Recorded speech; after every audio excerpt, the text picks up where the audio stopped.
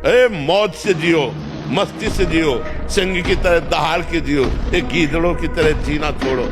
हे रोना धोना, ये दुख वो, ये तब तक बना रहेगा जब तक तुम भगवान से नहीं जुड़ते।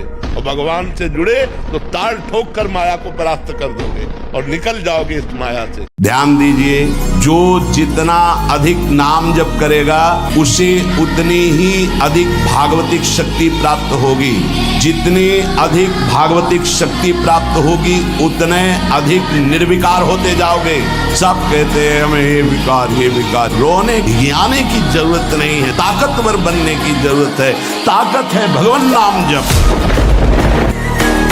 ब्रह्मचारी हो, उद्देश्य ठीक हो, एक बार पढ़ लोगे, 1000 वर्ष अगर जीवित रहे कभी भी पूछ लो बात आ जाए। बुद्धि शुद्ध होने के लिए भोजन शुद्ध, जैसा खाओ अन्न वैसा बने मन, जैसे पियो पानी वैसी बने वाणी। अब पिए शराब, खाए मांस, गंदे आचरण करे और सोचे कि अध्यात्म में हम चल लेंगे, कदापि। जो पह दुष्ट हृदय सोई होई मोरे संगे खाओ। यदि वो दुष्ट हृदय है तो भगवान के मार्ग में नहीं चल सकता। भोगेश्वर प्रसक्ता नाम तयापहत चेतसाम व्यवसायत्मिका बुद्धि समाधो न विधीयते। जो भोगी नाना प्रकार के पदार्थों के ही भोग और संग्रह में लगा हुआ है वो कभी भगवत प्राप्ति करना ऐसा सोच भी नहीं सकता। मोबाइल है ना, हमें जिसे बातचीत में पता चलता है, तो अब वो गंदी बातें आप देखते हो तो आपका मन जो देखोगे मनन करोगे वैसे तो उत्साहित होगा, तो आपका मन भोगों के लिए उत्साहित होता है। अब वो भोग ऐसे कहाँ रखे हैं, तो या तो हिंसात्मक वृत्ति में आकर के व्यभिचार आदमी उतर गए, बड़े बड़े भारी अपराध कर डाले, और या फिर इसमें उतर गए। ब्रह्मचारी को एक बीमार की तरह भोजन पाना चाहिए, जैसे मूंग की दाल है, घिया की सब्जी, रोटी, उससे अधिक पावर की जरूरत नहीं। स्वयं में सामर्थ्य सुरक्षित है, इसलिए बाहरी पदार्थों से बादाम चबा रहे हैं, काजू चबा रहे हैं, हलवा खा रहे हैं और बहुत प्रकार के मीठा आदि। मीठा तो ब्रह्मचर्य में थोड़ा बस ले ले, इसके बाद अधिक मीठा भी वो जहर का काम करेगा, स्वाभाविक ब्रह्मचर्य को नष्ट कर देगा। हमारी बात को पकड़ना अगर मन को आनंदित रखना चाहते हो। हमारे मन की मुदिता को कोई भी घटना, कोई भी मनुष्य, कोई भी स्थिति विचलित ना कर पावे। मन की अनुकूलता और मन की प्रतिकूलता ही मानी हुई दुख सुख है, कोई अनुकूलता प्रतिकूलता नहीं। शूरवीर जब योद्धा रण में जाता है, उसके घाव होते हैं, उसको हर्ष होता है, शरीर पे चोट पहुंची पर मन में शूरवीरता, इसलिए उन घावों की परवाह नहीं, उसको गर्व होता है कि मैं शूरवीर हूं। भारी से भारी प्रतिकूलता होने पर उद्वेग ना हो, ज्यों का त्यों चित्त शांत और प्रफुल्लित रहे। आदमी गलत काम करता क्यों है? जब सोचता है कोई नहीं देखता, कोई नहीं देखता मतलब फल नहीं देगा। आदमी साधारण व्यक्ति पाप से तब हटता है जब वो देखता है कोई देख रहा है और फल मिलेगा, तब बचता है। और जब एक सच्चा ईश्वर भक्त, एक आर्य, एक सच्चा ब्रह्मचारी, एक युवक और युवती, सच्चे आर्य विद्यार्थी जान लेंगे कि सब जगह भगवान देखता है, अवश्य फल देगा, तो बुरा काम होगा ही नहीं, ब्रह्मचर्य की रक्षा होगी, आयु लंबी होगी, शरीर सुंदर होगा और भगवान के दर्शन होंगे यहीं पर। ये भोग लिया, ये भोग लो, ये देख लिया, ये देख लो, ये सुन लिया, ये सुन लो, बार बार वही। कभी तुम्हें मन पे गुस्सा नहीं आता कि इस दुष्ट मन को अब जलने दिया जाए? इतना प्यार मन से है कि मन की जलन बर्दाश्त नहीं। मन जहां जलने लगे तो बस फिर कुछ नहीं, कोई नहीं, मन को इतना दुलार। अरे उस दुष्ट को जलने दो, वो जल करके निर्विकार होगा। पर इतना तदात्म मन से है कि मन की जलन हम स्वयं में मान लेते हैं। आप अच्छे से समझो, जब एक उपासक अपनी सच्ची उपासना में लगता है तो देवराज इंद्र घबरा जाते हैं, त्रिभुवन थर्रा जाता है एक साधक की उपासना पे। फिर आप इतने साधक उपासना कर रहे हो, आपको सोचना पड़े भोग के लिए, आपको सोचना पड़े व्यवस्था के लिए, तो आप कहां हो? सोचो आप कहां हो? एक तपस्वी, एक उपासना में रत उपासक जब हिल जाता है त्रिभुवन, आप हो क्या? आप हरि के दास हो, महामहिम त्रिभुवन पति, अखिल ब्रह्मांडों के मायाधीश के सेवक हो। तुम समझते क्या हो? यही भूल है कि ये कर सकते, हम नहीं कर। क्यों नहीं हम कर सकते? बड़ी से बड़ी स्थिति जितनी भी बनी, चाहे भागवतिक बनी, चाहे लौकिक बनी, हमारे लिए बनी, हम तैयार नहीं करते उसको, हम स्वीकृति नहीं करते। इसीलिए हर देश का नागरिक हर पद पे भारत के बैठ सकता है, ऐसे भगवान का बच्चा हर ऊंचाई पर चढ़ सकता है। थोड़ा आगे बढ़ो, नाम जप करो, धर्म से चलो। जो ब्रह्मचर्य का नाश करता है, देखने से इस बदसूरत नजर आने लगेगा, चाहे जितना गोरा हो, चाहे जितना ऊपर से चिकनाहट लगाए हो, उसके कपोल में हल्के हल्के से सांवले दाग प्रकट होने लगते हैं, एक झुर्री सी पड़ने लगती है। ये वीर नाश का लक्षण है। आंखें धस जाती हैं और उसकी हड्डियां कमजोर होने लगती हैं, बाल पकने लगते हैं, झड़ने लगते हैं। ब्रह्मचर्य रहता है, उसे शरीर बल, मनोबल, बुद्धि बल, वचन बल, ये सब जागृत हो जाते हैं। वचन बल जो बोला वही लागू हो गया, जबरदस्ती आपको मानना पड़ेगा। और मनोबल जो संकल्प किया अंदर, वही बाहर क्रिया प्रारंभ हो गई, वही दिखाई देने लगा। देह बल, रात दिन मेहनत करो फिर भी थकान नहीं। मैं तो नहीं जीत सकता, पर इंतजार कर रहा हूं मालिक आपके इशारे का। जिस दिन आपका इशारा और आपका बल प्राप्त हो गया, इन दुष्टों को जो जन्म जन्मांतरों से घृणित कार्यों में मुझे परास्त करते चले आए हैं, इनका सर्वनाश कर दूंगा। इनका बीज भी नहीं रहने दूंगा, इनकी जड़ भी नहीं रहने दूंगा, वासना की जड़ उखाड़ दूंगा। ऐसे ही साधक दांती पीस कर हाथ मसल कर वह सोचता है, एक बार केवल चांस दे दो प्रभु, एक बार, फिर इन काम क्रोध लोभ मोह मद के जड़ को उखाड़ के फेंकूंगा। क्या मुर्दे जैसा जीवन, जो इंद्री जैसा चाहे वैसा डाउन कर दे, जैसा चाहे वो हमें शोक दे दे, दुख दे। थोड़ा सा साहसी बनो, तुम भगवान के अंश हो, तुम कुछ भी कर सकते हो, कुछ भी। बुरा से बुरा, भला से भी भला। तो बुरा का परिणाम बुरा होता है, भला का परिणाम बड़ा होता है। आगे बढ़ो।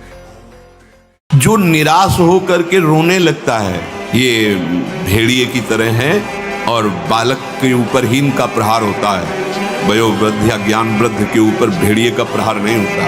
ये काम क्रोधादि उन्हीं के ऊपर ज्यादा प्रहार करते हैं जिनको रोना धोना पसंद है। किस बात के लिए? मुझे ये चाहिए, मुझे ऐसा, मुझे रहा नहीं जा रहा, मुझे सा नहीं जा रहा, मेरे से भजन नहीं हो रहा, मेरा मन नहीं। तुम मन हो, तुम तन हो, तुम भोगों के अभाव से ग्रस्त हो। नहीं नहीं, भूल मत करो। तो निराश होकर रोने लगता है, उस पर ये विकार हावी हो जाते हैं। अखंड वीर्य धारण करने वाला कोई मनुष्य नहीं हो सकता, वो साक्षात देव हो जाता है, भगवत स्वरूप हो जाता है। वो मनुष्य धरा से ऊपर उठ जाता है, उसमें दिव्यता आ जाती है। जैसे दीवाल का पर्दा, पीछे कौन बैठा नहीं दिखाई देगा, लेकिन दृष्टि दिव्य हो जाए तो त्रिभुवन की कोई भी वस्तु देख सकते हो, कोई पर्दा उसकी आंखों में नहीं रहेगा, वो दिव्य हो जाता है। जो वीर संचित करके ऊर्ध्वरेता अखंड ब्रह्मचारी, उसकी दिव्य दृष्टि हो जाती है। देखो, सही बात मानो, कोई किसी को सुख दुख नहीं देता है।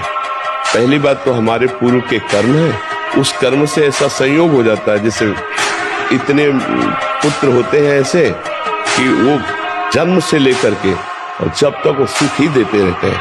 कोई ऐसे होते हैं जन्म से लेकर के और पूरे जीवन भर दुख ही देते रहते हैं, क्योंकि वो आए हैं अपने कर्म का हिसाब लेने। अपने कर्म बार बार हमको मन परास्त करता है, बार बार हमसे गलतियां होती हैं, तो अब हमको छोड़ना नहीं। वो छोड़ो, ये पहले होता था अब नहीं होता, फिर पकड़ो। हम कह रहे ना पकड़ो। राधा राधा राधा राधा राधा राधा राधा राधा राधा। भगवान पिता की तरह हैं, वो हमारी हजारों गलतियां माफ कर देते हैं। फिर चलो, गिर गए तो फिर खड़े हुए, फिर चलो। केवल एक निश्चय कर लो, आप हमारी जिंदगी की कोई परवाह नहीं। अभी अभी तुम्हारा वो भयंकर रूप आ जाएगा कि जिस गली से निकलोगे लोग अंदर घुस जाएंगे। ब्रह्मचर्य आ जाता है, शरीर भले रोग से ग्रसित हो तो विचार शक्ति इतनी बलवान होती है कि शरीर शक्ति के हीन होने पर भी वो प्रसन्न रहता है। खास बात होती है विचार शक्ति, और वो तभी संचय होती है जब ब्रह्मचर्य होता है। ब्रह्मचर्य बहुत बड़ा वरदान है। लंबे समय तक ब्रह्मचर्य रहो, उचित उत्तर देंगे, पवित्र आहार कीजिए, और जो हम तुम्हें नाम बताएं, जितनी संख्या बताएं, जपिए, 1 वर्ष तक चलिए। प्रश्न नहीं, समाधान तुम्हारे हृदय में जागृत हो जाएगा। वो इतनी साधना से नहीं, वो कृपा से जागृत होगा, कृपा से। पर तुम कम से कम स्वाद लेने योग्य तो हो। विचलित होना हमारे जीवन में नहीं होना चाहिए। 1000 बार नाली में गिरेंगे फिर भी हम छाती ठोक के आगे बढ़ेंगे।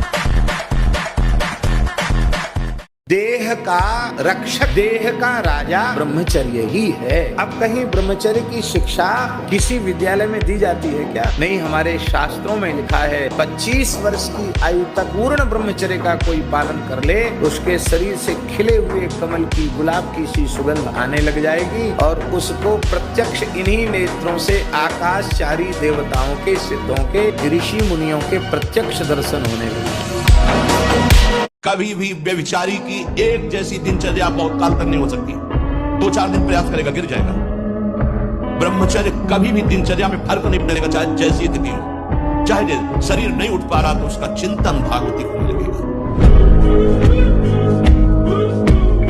जैसे कि जो भगवान ने बनाया है या सब खाने के लिए तो बनाया है, तो हम तो सब खाएंगे, तो औरों कुछ बनाया है, नरक वो भी भोगने के लिए बनाया है, तो वो भी भोगना पड़ेगा। नहीं, जब हम भोगों का चिंतन करते हैं तो हमें भोगों की आसक्ति प्रकट होती। जब हम विषयों का चिंतन करते हैं तो विषयों का संग करने का, विषय भोगने की इच्छा प्रकट होती। जहां विषय भोगने की इच्छा प्रकट हुई, कामराज्य हृदय में छा गया। संगात संजायते कामा, और कामना जब बढ़ी तो सब मूढ़ता छा जाती, स्मृति नष्ट हो जाती। हम कौन है, हमारा क्या कर्तव्य, हम क्या कर रहे हैं, सच्ची मानिए बहुत निकृष्ट काम।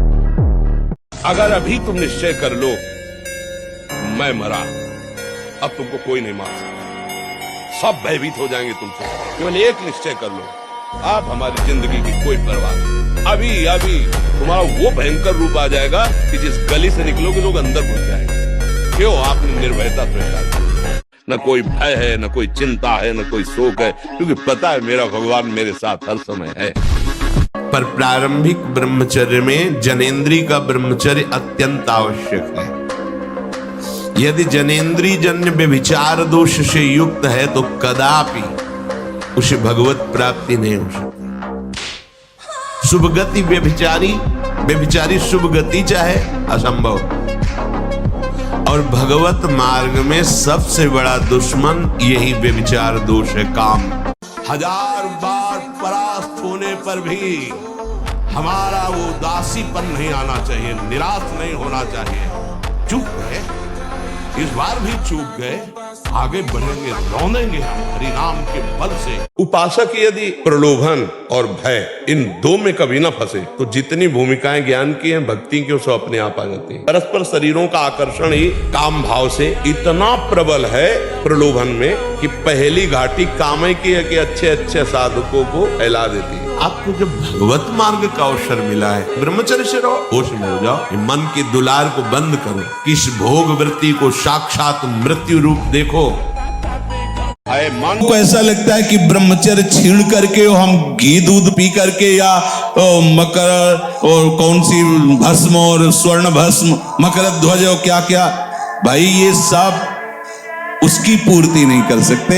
ध्यान रखना, जो ब्रह्मचर्य आपका छीण हुआ, जो नस नाड़ियों का अभ्यास आपका गलत बन गया, उसको कोई भी भस्म, कोई भी औषधि, कोई भी घी दूध बादाम पिस्ता पूर्ण नहीं कर सकता। ध्यान रखना, जिन लोगों को ऐसा लगता है वो भ्रम में है। कहने का सारांश है कि मनुष्य शरीर में वेद एक महाशक्ति है, जो इसका अधिक से अधिक संग्रह करता है वो उन्नति को प्राप्त होता है। बड़े बड़े वैज्ञानिकों का मत है कि सृष्टि के प्रत्येक पदार्थ में कोई ना कोई सार तत्व अवश्य होता है। उसी तरह मनुष्य के शरीर का एक सर्वोच्च सार तत्व है वेद। इसके बिना वो एक क्षण भी सक्रिय नहीं रह सकता। तो जो व्यक्ति अज्ञान के कारण अपने वेद का क्षरण करता है, नाश करता है, उसमें बहुत से दोष उत्पन्न हो जाते हैं। असफलता को रौंदते जाओ, एक बार असफल होंगे, 2 बार असफल होंगे, 3 बार असफल होंगे, चौथी बार मुझे ज्ञान हो जाएगा मैं क्यों असफल हो रहा हूँ, और उसमें निकल जाएंगे। ऐसा नहीं कि किसी के भाग्य में इतना ही लिखा है कि हर बार असफल होता ही चला जाए, ऐसा कभी हम नहीं मान सकते। हमको उतना पुष्ट होना है कि आगे हम विजयश्री को प्राप्त करें। दिन है तो रात आएगी, रात है तो दिन आएगी, इस पर कोई हमें निराश नहीं होना। जवानी जो है ये व्यतीत होनी चाहिए तपस्या में, जलने में व्यतीत होनी चाहिए, तो बुढ़ापा में वर्षा हो जाएगी। जलोगे तपोगे तो वर्षा हो जाएगी, और अगर पहले ही भीजे भोगों में पड़े रहोगे तो बुढ़ापा में सड़ोगे। सावधान रहिए, ये जीवन खिलवाड़ नहीं, चाहे आप गृहस्थ हो चाहे विरक्त हो, ये जो ब्रह्मचर्य है ये आपको अच्छा गृहस्थ बनाएगा, ये ब्रह्मचर्य आपको अच्छा उपासक बनाएगा। अगर आप इसको यूं ही छीण करते रहे, चाहे गृहस्थ हो या विरक्त हो, तो आप किसी काम के नहीं रह जाएंगे। ध्यान रखना, किसी काम के नहीं रहे। कुछ दिनों के बाद आपके शरीर में जगह जगह पीड़ाएं होने लगेंगी, चिंतन आपका सामर्थ्यशाली नहीं रह जाएगा, स्मृति शक्ति आपकी लोप होने लगेगी, और जिसे आज की भाषा में डिप्रेशन कहते हैं उसके शिकार हो जाओगे। क्यों परेशान है?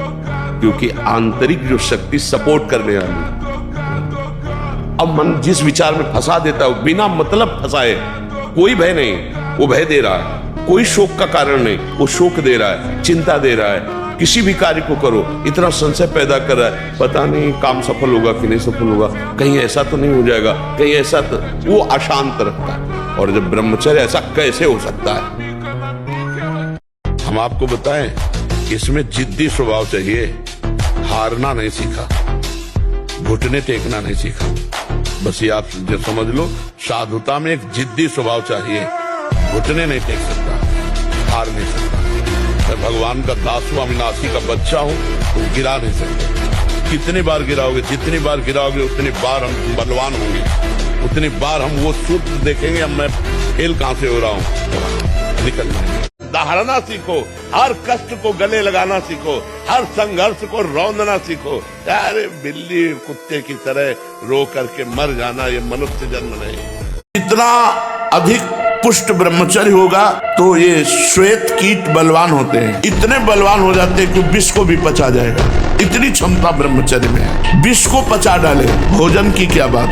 परंतु जो अपनी शक्ति को छीण करते रहते हैं तो इतना दुर्बल हो जाता है कि पानी पचना मुश्किल हो जाता है। हैजा, प्लेग, मलेरिया, थोड़ी थोड़ी दिनों में सर दर्द, बुखार, और वो मानो मरा हुआ व्यक्ति है।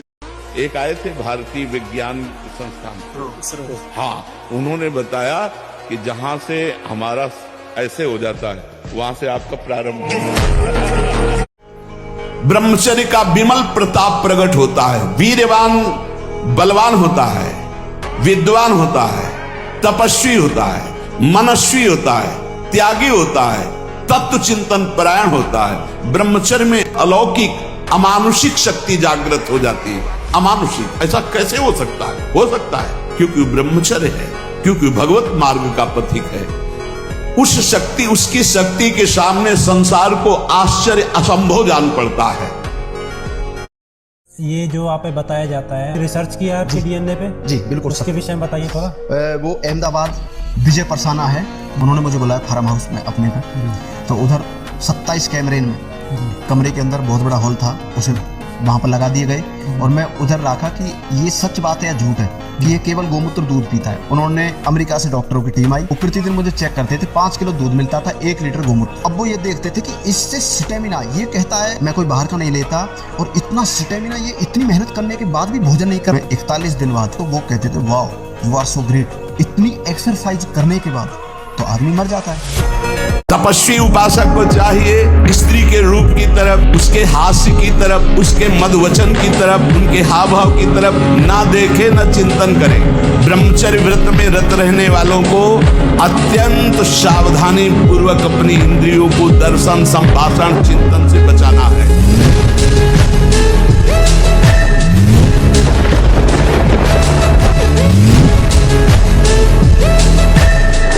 तो जो ब्रह्मचर्य पालन करता है, रोग से लड़ने की सामर्थ्य आती है, शोक स्पर्श नहीं कर सकता, मोह पर विचार करने की सामर्थ्य आती है, प्रमाद स्थिति नहीं रहती, अकर्मण्यता नहीं रहती, अकाल मृत्यु नहीं होती। ब्रह्मचारी कभी विचारों से दरिद्र नहीं होता है, अशांति नहीं होती। ब्रह्मचर्य समस्त दोषों का नाश कर देता है। परंतु मैं संतानहीन रहने का अधिकारी तो हूं दासराज, इसलिए मैं गंगा पुत्र देवव्रत चारों दिशाओं, धरती और आकाश को साक्षी मानकर आज ये प्रतिज्ञा करता हूं कि आजीवन ब्रह्मचारी रहूंगा, जीवन भर विवाह नहीं करूंगा, वंशहीन ही जीऊंगा और वंशहीन ही मरूंगा। ये मेरी अखंड प्रतिज्ञा है।